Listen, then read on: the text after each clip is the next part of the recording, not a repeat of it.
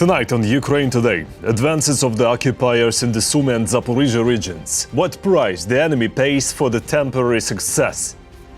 Threat to NATO. The Institute for the Study of War warns that Russia may attack NATO countries before 2030, even without fully rebuilding its army. Terrorist attack on Ukraine. Russians launched missiles and drones with shrapnel. The goal, to kill as many peaceful Ukrainians as possible. Russian concentration camps for Ukrainian prisoners of war. What Russia tries to hide and why it increasingly resembles the Third Reich. All this and more on Ukraine Today. Hello, we are from Ukraine. My name is Volodymyr Robchun. Please subscribe, like, and let's get started. Terrorist attack on Ukraine. The Russians launched missiles and drones. Fires and destruction were recorded in 7 districts of Kyiv. The worst hit: Darnitsky, Obolonsky, Shevchenkivsky and Holosyevsky districts. 1 person was killed, at least 4 injured. Residential buildings were damaged. The warheads of the drones were filled with shrapnel, designed to hit as many people and a large area as possible. In the Kyiv region, private houses were damaged, cars caught fire. In Odessa, occupiers attacked a maternity hospital. Residential buildings and an ambulance station were also hit. 2 people died, 9 were injured. Chernihiv and Dnipropetrovsk regions were also attacked by Russia. 4 people were hurt. Another night of Russian terror. The Russian army advanced in the Sumy region. Reported by Deep State, the enemy is also making progress in the Zaporizhzhia regions, but the occupiers pay a high price. In just the last day, Russia lost at least 960 soldiers killed and wounded. Since the full-scale invasion began, that's now 998,080 soldiers. In the last 24 hours, the Ukrainian Defense Forces destroyed 4 Russian tanks, 9 armored vehicles, 49 artillery systems and dozens more pieces of Russian military equipment. Russia has just one tactic. They don't count their losses. They just keep pushing forward. They storm our positions, trying to gain at least 1 meter, anything at all. But their resources are not endless. So, when we cause serious losses and stay active, it stops them, and it works. Every one of our units that holds the line is protecting the whole country. Russia is building shelters for planes at 13 military airfields. The Ukrainian Defense Forces say they will have a lot of interesting work there. Meanwhile, the occupiers announce an offensive in the Dnipropetrovsk region. Our report on the situation on the ground.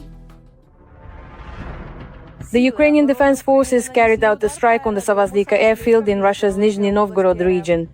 This was announced by the General Staff of the Armed Forces of Ukraine. As a result of the strike, 2 aircraft were hit. By the way, it is from this airfield that Russia launches attacks on Ukraine, including with Kinjal missiles. At the moment, a comprehensive series of attacks is being carried out by the Ukrainian side on airfields hosting the Russian Federation's frontline army aviation, with the aim of reducing the activity of Russian aerospace forces aircraft during strikes on the positions of the armed forces of Ukraine using cap and fab bombs. I should note that prior to these, strikes were carried out on airfields hosting the Russian aerospace forces. This includes the Milerovo airfield, where, by the way, there has been a noticeable surge in the construction of engineering structures, specifically to protect the aircraft of the Russian aerospace forces. In addition, strikes have been carried out on the Savazlika airfield, which is a base for MiG-31K aircraft, as well as on the Sharoyka airfield. The geography of strikes on the territory of the Russian Federation and the territories it has temporarily occupied is quite diverse. In order to protect their aircraft, the Russians have begun actively building shelters at more than a dozen airfields. As a result, protective structures have appeared at 4 air bases in temporarily occupied Crimea, at military airfields in Yeysk, Krimsk and Primorsko-Akhtarsk, at the Kanskaya air base in Adygia, and at airfields in Akhtubinsk, Borisoglavsk, Kursk and Lipetsk. Recently, earthworks have reportedly begun for the construction of 10 aircraft shelters at the airfield in Engels, Saratov region. It arrives not only by plane. In Cheboksary, Russia, the VIB Progress Cheboksary plant was struck. Local authorities confirmed that the facility was hit and it immediately halted operations. According to the Telegram channel Astra, this plant produces a key component of Russia's defense against Ukrainian electronic warfare systems, the Cometa antennas. While military targets are being hit in Russia, that same Russia is striking civilian populations in Ukraine. To protect its citizens, Ukraine was supposed to receive 20,000 special missiles to counter Shahed drones. According to agreements with former US President Joe Biden, however, the current administration of Donald Trump decided to redirect them to the Middle East, Ukrainian President Volodymyr Zelensky reported. On June 6, French Minister of the Armed Forces Sébastien Lecornu did not specify the company, but announced that a major French car manufacturer would produce drones on Ukrainian territory. According to media reports, this refers to Renault Automatic Group. Montenegro wants to strengthen its position in Nato and help Ukraine. The country plans to set up drone production on its territory with the intention of later providing them to Ukraine as military aid. Washington will help establish UAV production, allocating $15 million for this purpose. Russians also have successes that look more like a mental disorder. For example, 3 years ago they claimed to have supposedly captured the Donetsk region, and in the fourth year they decided to say they were advancing toward the Dnipropetrovsk region. There is no objective evidence to indicate that Russian occupation forces have reached the administrative borders of the Donetsk and Dnipropetrovsk regions. I would like to note that this is not the first time the Russian side has spread such informational provocations. Literally a month ago, the Russian side already reported that assault units of the occupation army have supposedly reached the administrative borders of the Dnipropetrovsk region. According to experts, the appearance of this information is yet another information and psychological operation by the Russian side since the start of the negotiation process in Istanbul. The Russians are doing this to twist the Ukrainians' arms during the process of reaching a peace agreement. Ukraine is fighting for freedom. Support independent Ukrainian journalism so we can keep telling the truth about Russia's war. Click the link in the description to become our sponsor. And don't forget to like the video and subscribe. It really helps. Russia may attack NATO countries before 2030, even without rebuilding its army. This is according to the Institute for the Study of War. This info comes amid NATO Secretary General Mark Rutte's statements that Russia's military machine is gaining speed. Rutte noted that Russia produces in 3 months as much ammunition as the whole North Atlantic Alliance does in a year. According to NATO's chief, Moscow is actively restoring its military potential with help from China, Iran and North Korea. To me, this is another reminder to Ukraine's partners about the need to fight Russian aggression together. The game of someone else's war will last only until the occupiers have to be stopped on your own land. Does diplomacy help when hundreds of drones and dozens of missiles fly at peaceful people? Not really. But air defense systems do help. Does diplomacy help when occupiers storm into towns, destroying everything? No. But multiple rocket launchers, precision strikes on enemy airfields, ammo depots and military-industrial facilities do help. Can you negotiate with a maniac who came to kill you? Maybe you can try, but when you see your words are useless, it's time for decisive action. Diplomacy is still important. It's needed when there is someone to negotiate with. Here's what Ukraine's President Volodymyr Zelensky said on this. No meeting should be empty. Here in Ukraine, we always need to feel what each format or negotiation actually brings. If a meeting doesn't move us closer to a diplomatic end to this war, then it must help our defense, our operations, or increase pressure on Russia. It has to be either painful pressure on Russia or real diplomacy that works. That's it. Those are the only options. Secret concentration camps and prisons for Ukrainian POWs exist and operate in Russia. Here's what is known about them. In the fourth year of Russia's full-scale invasion of Ukraine, human rights activists accidentally discovered the existence of secret prisons for Ukrainian prisoners of war. The information surfaced in official reports about the locations where captured Ukrainian servicemen were being held, specifically those taken in the Kursk region and around Donetsk. Usually, prisoners of war are held in pretrial detention centers or correctional colonies.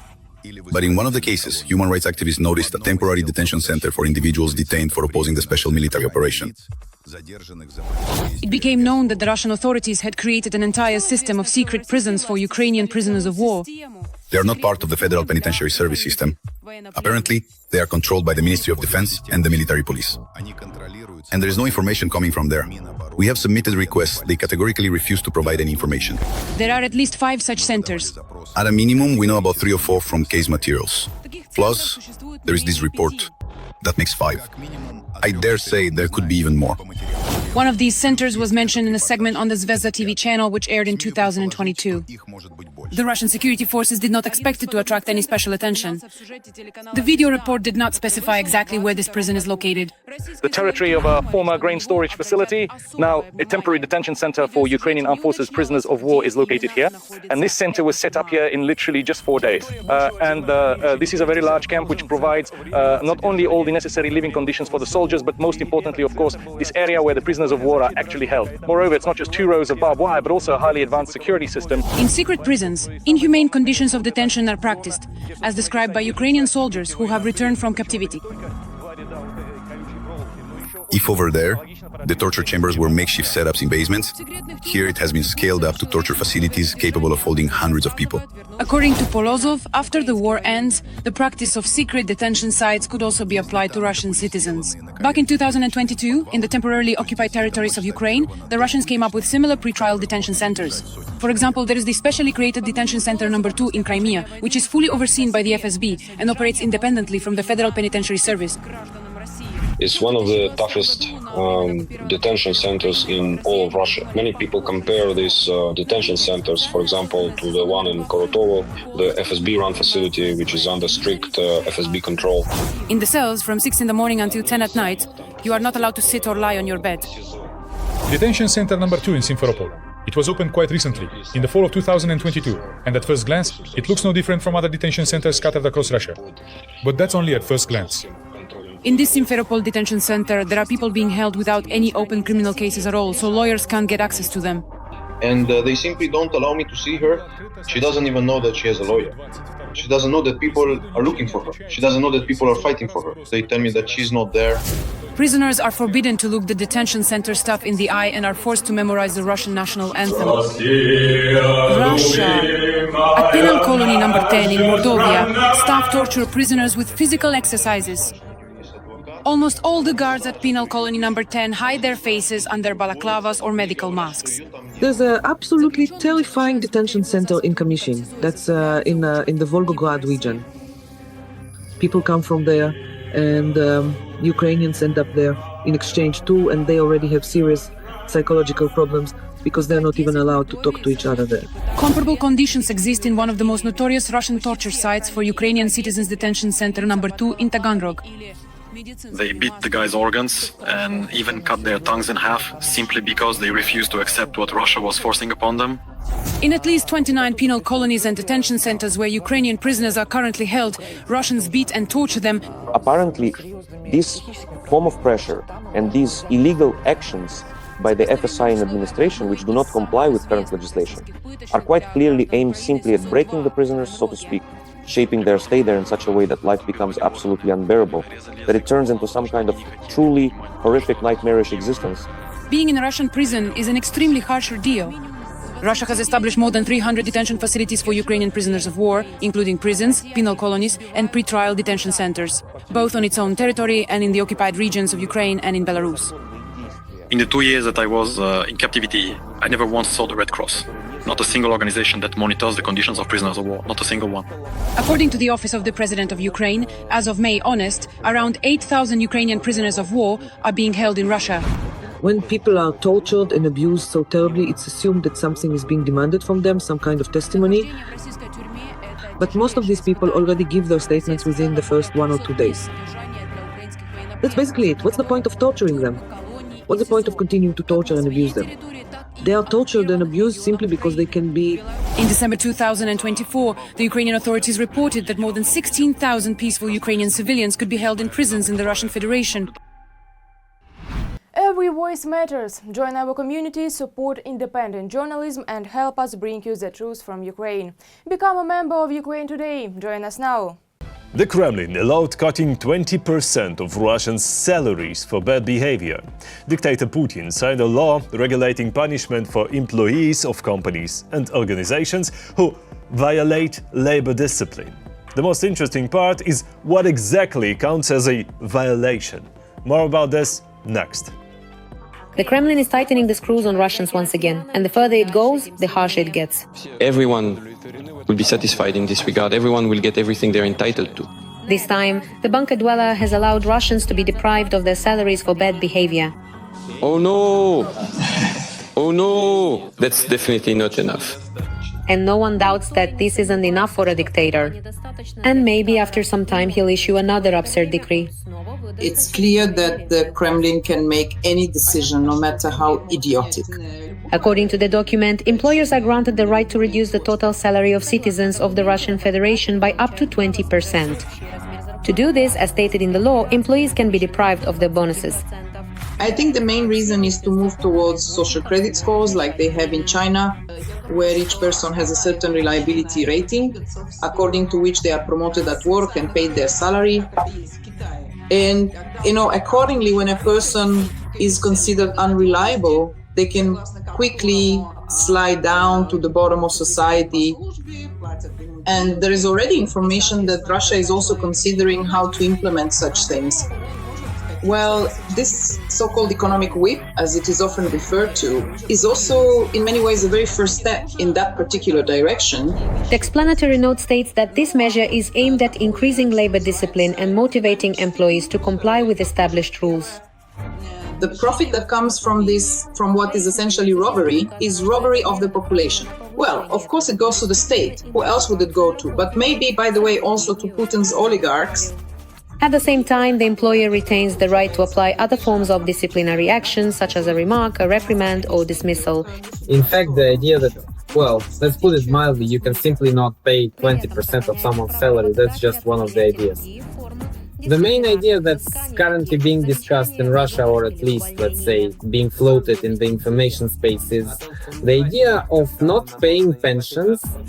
Since that's a very painful issue, this is a softer solution. Let's just not pay 20% of salaries if something goes wrong. In other words, what exactly goes wrong can always be made up. A person gets up, so to speak, on the wrong side of the bed, not the right, but the left one, and there you go, minus some money. So the main idea behind all these innovations is to limit the payment of salaries. Putin is on the brink of an economic catastrophe. Due to the impact of sanctions, population migration and capital outflow, the Russian government has no choice but to either print money or take it away from its own citizens. The inflation flywheel is spinning up. This means that people go to the stores every day and see prices rising. Back at the beginning of the full-scale war, there was a phrase that might even make it into the textbooks. If previously prices in Moscow's coffee shops were adjusted once every 6 months, then in March of 2022, they were being adjusted every Friday. There are, roughly speaking, 4 Fridays in March. This meant 4 price adjustments for the simple reason that the economic indicators were just too uncontrollable. And in order to control them, at least somehow, they have to come up with ideas, one of which undoubtedly is limiting salary payments. In simple terms, the Russian economy has found itself under threat of a deep crisis. As their stand-in for Putin, Medvedev once said, there really is no money there, but you just hang in there somehow. And accordingly, when there are money problems, when there's an understanding that inflation is growing at a frightening pace, and, just to give you a recent figure, it was noted in March that real wages grew by only 0.1%. In other words, whereas this growth used to be more significant, now it is almost entirely eaten up by inflation. The country gets nothing. Accordingly, the question arises about there being a lot of money in the system. And because wages are rising, that's what's driving inflation. And lowering wages or other punitive measures, this is just the beginning. You know, this is a trial balloon. I see it as an attempt to, float this idea in society, see what the reaction will be, and if it's not too negative, then they'll put it into practice. Moreover, as soon as they implement it, they'll immediately start thinking, why 20, why not 30, why not 40%? In other words, the main thing is for society to accept as normal the idea that salaries will be restricted under, let's be honest, made-up pretext. I wonder what dictator Putin and his loyal subordinates will come up with next. It's frightening even to imagine.